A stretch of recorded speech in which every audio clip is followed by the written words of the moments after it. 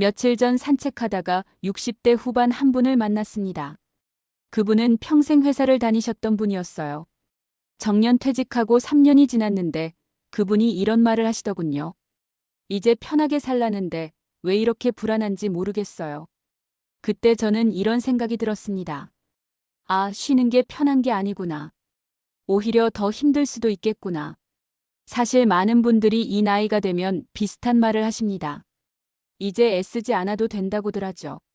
가족도 주변 사람들도 심지어 자기 자신도 그렇게 말합니다. 그런데 이상하게도 그 말을 들을수록 마음 한구석이 무너지는 것 같다고 하십니다. 이게 맞는 건지, 이대로 괜찮은 건지 확신이 서지 않는다고요. 저도 이 질문에 쉽게 답하지 못했습니다. 다만 60대와 70대 분들을 만나며 한 가지 분명히 느낀 건 있습니다.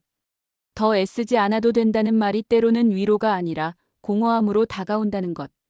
그리고 그 공허함 속에서 많은 분들이 자신을 잃어간다는 것이었습니다.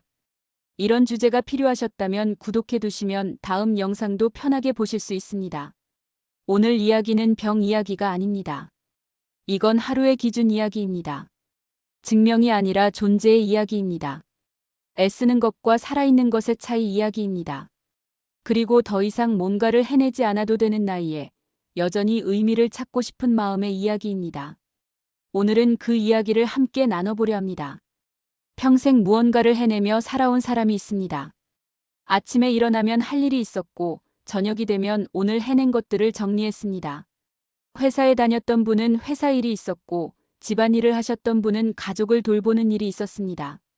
그게 50년, 60년 이어졌습니다. 그런데 어느 날 그 모든 게 멈춥니다. 정년이 되거나 자녀가 독립하거나 몸이 예전 같지 않거나. 이유는 다양하지만 결과는 비슷합니다. 이제 더 이상 애쓰지 않아도 된다는 말을 듣게 되는 거죠. 처음엔 좋습니다. 아, 이제 쉴 수 있구나. 드디어 내 시간을 가질 수 있구나. 그렇게 생각하죠. 그런데 한 달쯤 지나면 이상한 감정이 찾아옵니다. 아침에 일어났는데 할 일이 없습니다. 하루가 텅 비어 있습니다. 저녁이 되어도 오늘 뭘 했는지 기억이 안 납니다. 그냥 시간이 지나갔을 뿐입니다. 그때부터 불안이 시작됩니다. 이대로 괜찮은 걸까요? 나는 지금 뭘 하고 있는 걸까요? 이게 쉬는 건가 아니면 그냥 멈춰 있는 건가요? 70대 초반 한 분은 이렇게 말씀하셨습니다. 퇴직하고 나서 매일 산책을 했어요. 처음엔 좋았는데 한 달쯤 지나니까 이게 뭔가 싶더라고요.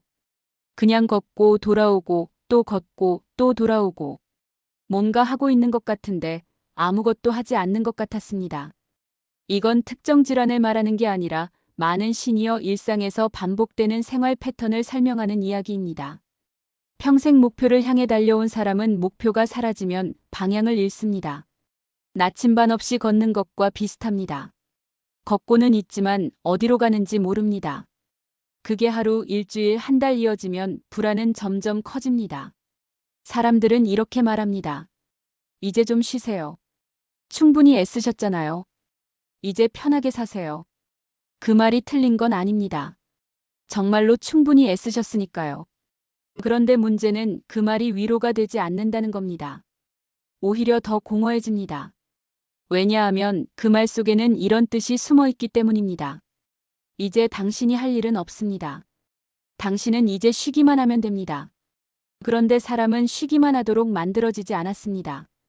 특히 평생 무언가를 해내며 살아온 사람은 더욱 그렇습니다. 쉬는 것과 아무것도 하지 않는 것은 다릅니다. 쉬는 건 재충전이지만 아무것도 하지 않는 건 정체입니다.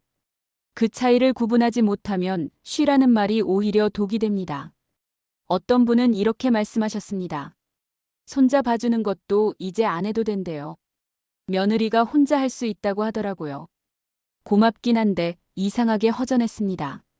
이 말 속에는 여러 감정이 섞여 있습니다. 감사함도 있고 안도감도 있지만 동시에 쓸쓸함도 있습니다. 내가 필요 없어진 것 같은 느낌이 듭니다. 그 느낌이 하루 이틀 계속되면 점점 자신감이 떨어집니다. 내가 여기 있는 이유가 뭔가? 라는 질문이 자꾸 떠오릅니다. 그 질문에 답하지 못하면 하루하루가 무거워집니다. 아침에 일어나는 게 힘들어지고 밤에는 잠이 오지 않습니다. 그렇게 한 달, 두 달 지나면 우울감이 찾아옵니다. 이건 게으름이 아닙니다. 의욕 부족도 아닙니다. 방향을 잃은 겁니다. 평생 가던 길이 사라졌는데 새로운 길을 찾지 못한 거죠. 오늘 이야기는 역할이 아니라 존재의 문제였습니다. 정리하면 애쓰지 않는 삶이 편한 삶은 아닙니다. 의미 있는 삶이 편한 삶입니다. 다른 분의 이야기를 들어보겠습니다. 60대 중반 한 분이었습니다. 그분은 평생 학교에서 일하셨던 분이었어요. 정년 퇴직하고 나서 한동안 아무것도 하지 않으셨답니다. 주변에서 다들 쉬라고 했으니까요. 그렇게 1년쯤 지났을 때 그분은 심각한 우울감을 느끼셨습니다. 아침에 일어나는 게 힘들었고 밤에는 잠이 오지 않았습니다. 하루가 너무 길었고 동시에 너무 짧았습니다. 시간은 지나가는데 아무것도 남지 않는 느낌이었습니다. 그러다가 우연히 동네 도서관에서 봉사 모집 공고를 보셨답니다. 책 정리하고 아이들 숙제 봐주는 일이었어요. 그분은 별 생각 없이 신청하셨습니다. 그냥 집에만 있기 답답해서요. 그런데 일주일쯤 지나니까 이상한 변화가 생겼습니다. 아침에 일어나는 게 조금 덜 힘들었습니다. 오늘 도서관 가는 날이니까 일어나야겠다는 생각이 들더랍니다. 한 달쯤 지나니까 밤에 잠도 잘 오기 시작했습니다. 오늘 아이들한테 책 읽어줬던 일, 책 정리하면서 발견한 재미있는 책 제목 같은 게 떠오르면서 자연스럽게 잠이 들었습니다. 3개월쯤 지나니까 우울감이 많이 줄었습니다. 그분은 이렇게 말씀하셨습니다. 처음엔 그냥 시간 때우려고 시작한 건데 이게 내 하루를 지탱해 주더라고요. 큰일은 아니지만 그래도 내가 뭔가 하고 있다는 느낌이 들었어요. 이건 성공 스토리가 아닙니다. 극적인 변화도 아닙니다. 그냥 작은 일상이 생겼을 뿐입니다. 그런데 그 작은 일상이 하루를 바꿨습니다. 여기서 중요한 건 봉사를 했다는 게 아닙니다. 하루의 의미가 생겼다는 겁니다. 아침에 일어날 이유가 생겼고 저녁에 돌아볼 무언가가 생겼습니다. 그게 사람을 살게 합니다. 애쓰지 않아도 되는 나이가 되었다는 건 더 이상 증명하지 않아도 된다는 뜻입니다. 하지만 살아있음을 느끼지 않아도 된다는 뜻은 아닙니다. 이 둘을 혼동하면 쉬라는 말이 독이 됩니다. 증명하지 않으면서도 살아있음을 느낄 수 있는 방법은 많습니다. 큰 목표가 아니어도 됩니다. 작은 일상이면 충분합니다. 매일 아침 화분에 물주기, 일주일에 한 번 동네 산책, 한 달에 한 번 친구 만나기. 이런 것들이 하루를 지탱합니다. 다른 분도 비슷한 경험을 하셨습니다. 70대 초반 여성분이었는데 남편이 먼저 돌아가시고 혼자 사셨어요. 자녀들은 모두 독립했고 집에는 혼자였습니다. 처음엔 괜찮았답니다. 친구들도 만나고 TV도 보고 그러면서 지냈어요. 그런데 6개월쯤 지나니까 뭔가 이상했답니다. 하루하루가 똑같았어요. 아침에 일어나서 밥 먹고 TV 보고 또 밥 먹고 또 TV 보고. 그게 반복됐습니다. 그러다가 어느 날 갑자기 눈물이 났답니다.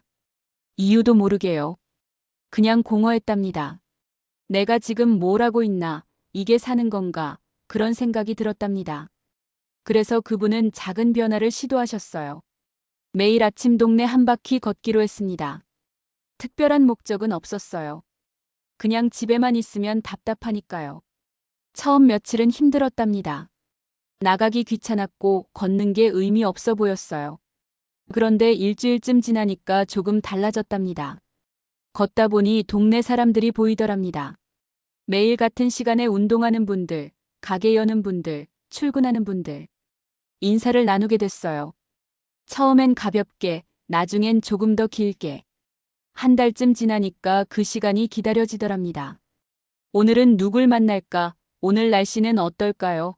그런 생각이 들면서 아침에 일어나는 게 조금 덜 힘들어졌답니다. 이것도 역시 큰 변화는 아닙니다. 그냥 걷기 시작한 것뿐입니다. 하지만 그게 하루를 바꿨습니다. 아침에 일어날 이유가 생겼고 하루에 작은 기대가 생겼습니다.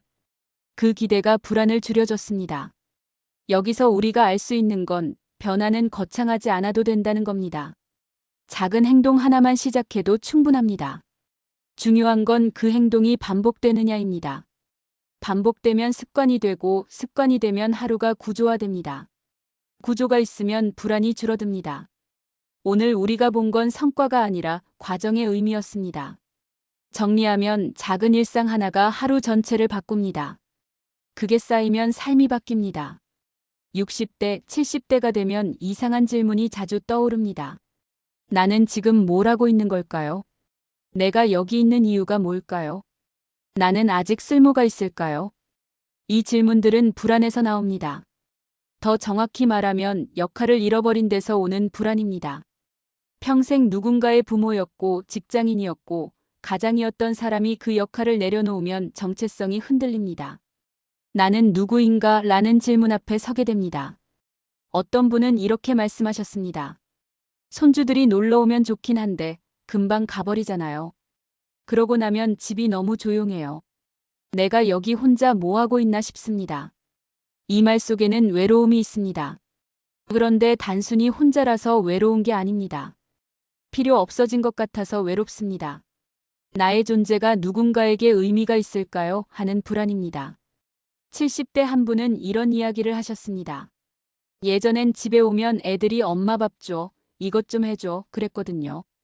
귀찮긴 했지만 그게 나를 움직이게 했어요. 지금은 아무도 안 찾습니다. 다들 알아서 하니까요. 고맙긴 한데 이상하게 허전합니다. 이게 쓸모에 대한 집착처럼 보일 수도 있습니다. 하지만 조금 다릅니다. 이건 관계에 대한 갈증입니다. 내가 누군가에게 필요한 존재였으면 하는 마음입니다. 사람은 혼자서는 자기 존재를 확인하기 어렵습니다. 누군가와의 관계 속에서 내가 여기 있다는 걸 느낍니다. 그 관계가 사라지면 존재감도 흐려집니다. 그래서 나이가 들수록 쓸모에 집착하게 됩니다. 뭔가 해야 할 것 같고 누군가에게 도움이 되어야 할 것 같습니다. 그래야 내가 여기 있을 이유가 생기는 것 같습니다. 그런데 여기서 중요한 게 하나 있습니다. 쓸모와 존재는 다릅니다. 쓸모는 내가 무엇을 하느냐의 문제지만 존재는 내가 여기 있다는 것 자체입니다. 쓸모가 없어도 존재는 남습니다. 그걸 구분하지 못하면 역할을 잃었을 때 자기 자신도 잃어버립니다. 어떤 분은 퇴직 후 자원봉사를 시작하셨습니다. 처음엔 좋았답니다. 사람들도 만나고 뭔가 하는 것 같고.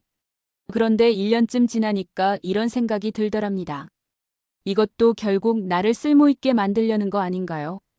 나는 왜 계속 뭔가를 해야 하는 걸까요? 그냥 있으면 안 되는 걸까요? 이 질문이 중요합니다. 쓸모없이 그냥 존재해도 되는가? 아무것도 하지 않아도 괜찮은가? 대답은 이렇습니다. 괜찮습니다. 하지만 아무것도 하지 않는 것과 쉬는 것은 다릅니다. 쉬는 건 선택이지만 아무것도 하지 않는 건 포기입니다. 선택은 힘을 주지만 포기는 힘을 빼앗아갑니다. 그래서 중요한 건 무엇을 하느냐가 아니라 스스로 선택하느냐입니다.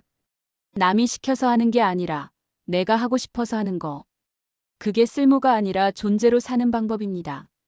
60대 후반 한 남성분이 계셨습니다. 평생 건설 현장에서 일하셨던 분이에요. 몸을 쓰는 일이었고 힘든 일이었습니다. 정년 후에는 정말 아무것도 하고 싶지 않으셨답니다. 평생 몸쓰며 살았으니 이제 좀 쉬고 싶다고 하셨어요. 그렇게 2년을 보냈습니다. 집에서 TV 보고 낮잠 자고 그러면서 지냈어요. 그런데 어느 날 거울을 보니까 깜짝 놀라셨답니다. 얼굴이 늙어 보였어요. 2년 전보다 훨씬 더 늙어 보였습니다. 표정도 없고 눈빛도 흐릿했어요. 그때 깨달으셨답니다. 아, 이렇게 살면 안 되겠구나. 그래서 작은 변화를 시도하셨어요. 동네 경로당에 나가기 시작했습니다. 거기서 화투도 치고 이야기도 나누고 그러면서 지냈어요. 처음엔 어색했답니다. 사람들도 낯설고 뭘 해야 할지 몰랐어요. 그런데 한 달쯤 지나니까 익숙해졌답니다.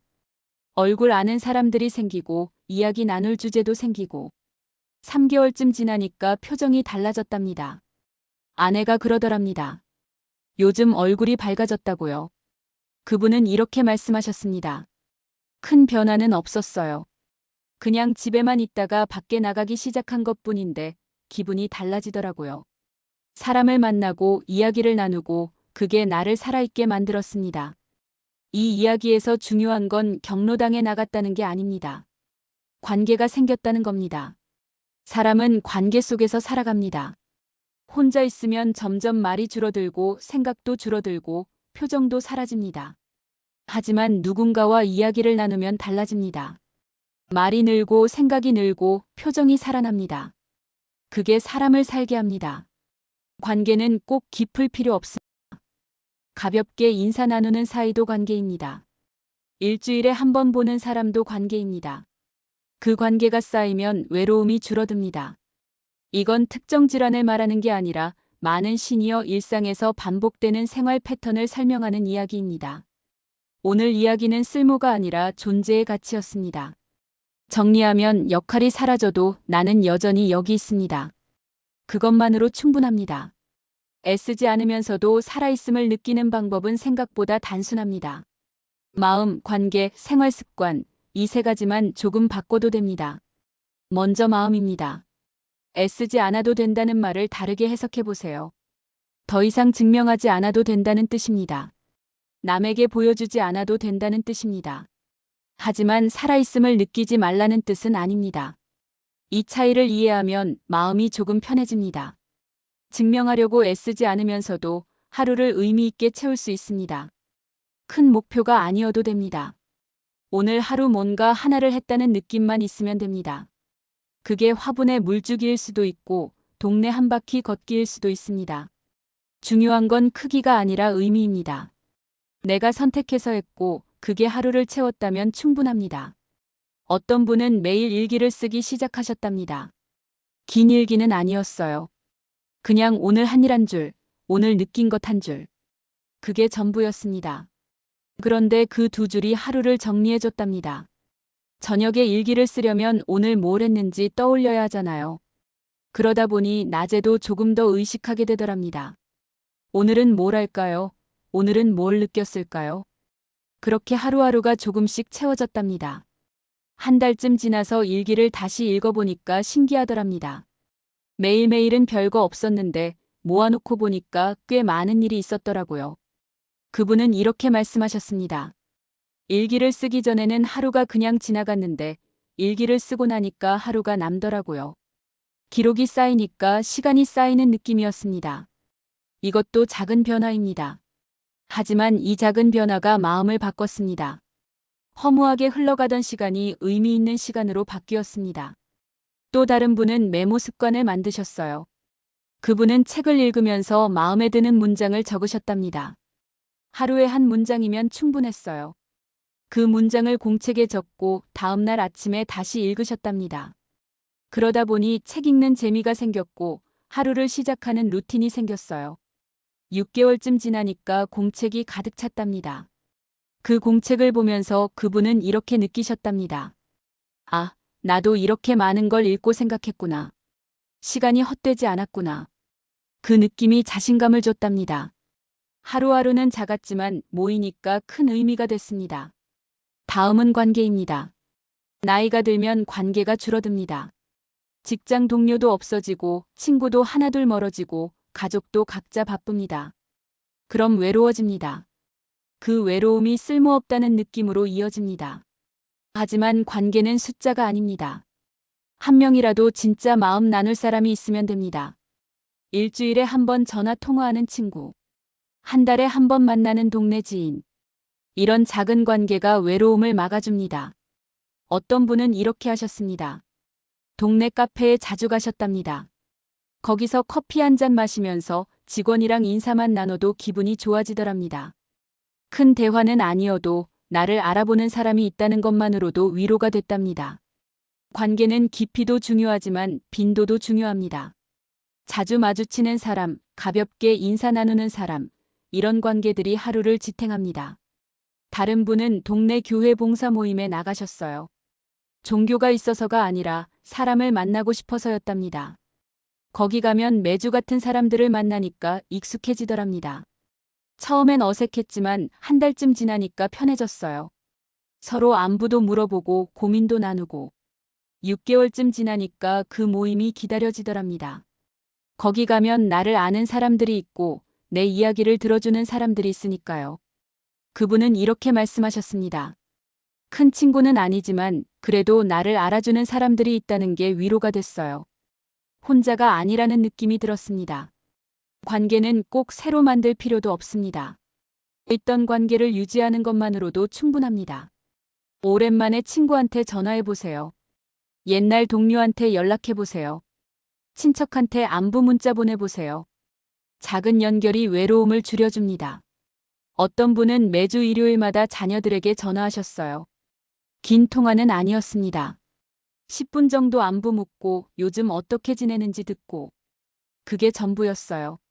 하지만 그 10분이 일주일을 지탱했답니다. 일요일이 되면 자녀들 목소리를 들을 수 있다는 기대가 생겼고 그 기대가 하루하루를 채웠습니다. 관계는 거창할 필요 없습니다. 작은 접촉만으로도 충분합니다. 마지막으로 생활 습관입니다. 애쓰지 않는 삶이 나태한 삶이 되면 안 됩니다. 쉬는 건 좋지만 아무것도 하지 않으면 몸도 마음도 굳습니다. 작은 습관 하나만 만들어도 달라집니다. 아침에 일어나서 창문 열기, 점심 먹고 10분 산책하기, 저녁에 오늘 하루 떠올려 보기. 이런 작은 습관들이 하루를 구조화합니다. 구조가 있으면 하루가 흐트러지지 않습니다. 어떤 분은 매일 아침 손주 사진을 보셨답니다. 그냥 핸드폰에 저장된 사진 한 장씩 보는 거였어요. 그게 하루를 시작하는 의식이 됐답니다. 오늘도 하루가 시작됐구나 하는 신호였던 거죠. 습관은 거창하지 않아도 됩니다. 반복되기만 하면 됩니다. 반복되면 그게 익숙해지고 익숙해지면 편안해집니다. 편안함이 쌓이면 불안이 줄어듭니다. 다른 분은 매일 저녁 스트레칭을 하셨어요. 10분 정도였습니다. 몸을 쭉 펴고 천천히 숨 쉬고 그게 하루를 마무리하는 시간이 됐답니다. 스트레칭을 하면서 오늘 하루를 돌아보고 내일을 생각하고 그 시간이 마음을 정리해줬답니다. 한 달쯤 지나니까 몸도 가벼워지고 마음도 가벼워졌답니다. 그분은 이렇게 말씀하셨습니다. 작은 습관이지만 이게 나를 지탱해줬어요. 하루에 10분이지만 그 10분이 하루 전체를 바꿨습니다. 습관은 시작이 어렵습니다. 하지만 일단 시작하면 유지는 생각보다 쉽습니다. 한 달만 해보세요. 한 달이 지나면 그게 자연스러워집니다. 자연스러워지면 안 하는 게 더 어색해집니다. 그렇게 습관이 만들어집니다. 또 다른 분은 매일 저녁 감사 일기를 쓰셨어요. 오늘 감사한 일 3가지만 적는 거였습니다. 아주 작은 것도 괜찮았어요. 오늘 날씨가 좋았다. 밥이 맛있었다. 이웃이 인사해줬다. 이런 것들이었습니다. 처음엔 쓸 게 없어 보였답니다. 특별한 일이 없었으니까요. 하지만 찾아보니 있더랍니다. 작은 일들이 보이기 시작했어요.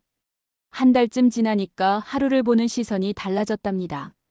예전엔 무슨 일이 있었나 싶었는데 이제는 오늘도 감사할 일이 있었구나 하는 생각이 들더랍니다. 그분은 이렇게 말씀하셨습니다. 감사일기를 쓰기 시작하고 나서 하루가 달라졌어요. 같은 하루인데 보는 눈이 달라지니까 느낌이 달라졌습니다. 오늘 이야기는 애쓰는 게 아니라 채우는 방법이었습니다. 정리하면 마음을 바꾸고 관계를 유지하고 습관을 만들면 하루가 달라집니다. 작은 변화가 큰 안정을 만듭니다. 여기까지 오면서 우리는 몇 가지를 확인했습니다. 더 애쓰지 않아도 되는 나이가 되었다는 건 증명하지 않아도 된다는 뜻이지 살아있음을 느끼지 말라는 뜻이 아니라는 것. 쉬는 것과 멈춰 있는 것은 다르다는 것. 쓸모와 존재는 다르다는 것. 그리고 작은 일상이 하루를 지탱한다는 것. 이 모든 건 결국 하나로 모입니다. 노후는 채우는 삶이 아니라 덜어내는 삶이라는 것. 하지만 덜어낸다는 건 포기가 아니라 선택입니다. 불필요한 걸 덜어내고 필요한 것만 남기는 겁니다. 그 필요한 것이 뭔지는 사람마다 다릅니다. 어떤 사람에게는 관계일 수 있고, 어떤 사람에게는 작은 목표일 수 있고, 어떤 사람에게는 고요한 시간일 수 있습니다. 정답은 없습니다. 다만 분명한 건 스스로 선택해야 한다는 겁니다. 남이 시키는 대로 세상이 말하는 대로 사는 게 아니라 내가 원하는 대로 사는 겁니다. 60대, 70대는 그럴 자격이 충분합니다. 이미 충분히 애썼으니까요. 이제는 나를 위해 살아도 됩니다. 지금은 줄여도 괜찮습니다. 속도를 늦춰도 됩니다. 누가 뭐라고 해도 내 속도로 가면 됩니다. 그게 노후를 사는 방법입니다. 오늘 이야기를 정리해 보겠습니다. 더 애쓰지 않아도 되는 나이가 되었을 때 찾아오는 불안은 자연스러운 감정입니다. 평생 무언가를 해내며 살아온 사람이 갑자기 멈추면 방향을 잃습니다. 그건 당연합니다. 하지만 그 불안 속에 머물러 있을 필요는 없습니다. 작은 일상 하나만 만들어도 달라집니다. 그게 봉사일 수도 있고 산책일 수도 있고 화분 돌보기일 수도 있습니다. 중요한 건 크기가 아니라 선택입니다. 내가 하고 싶어서 하는 것. 그게 하루를 의미 있게 만듭니다. 쓸모가 아니라 존재로 사는 법. 증명하지 않으면서도 살아있음을 느끼는 법. 그게 오늘 우리가 나눈 이야기였습니다. 오늘 이야기 도움되셨다면 좋아요로 마음만 남겨주세요. 구독하시면 다음 주제도 이어집니다. 댓글로 오늘부터 할 것 한 가지만 적어주세요. 함께 실천해봅시다. 마지막으로 하나만 말씀드리겠습니다. 나이는 선택할 수 없지만 어떻게 살아갈지는 지금도 우리가 고를 수 있습니다.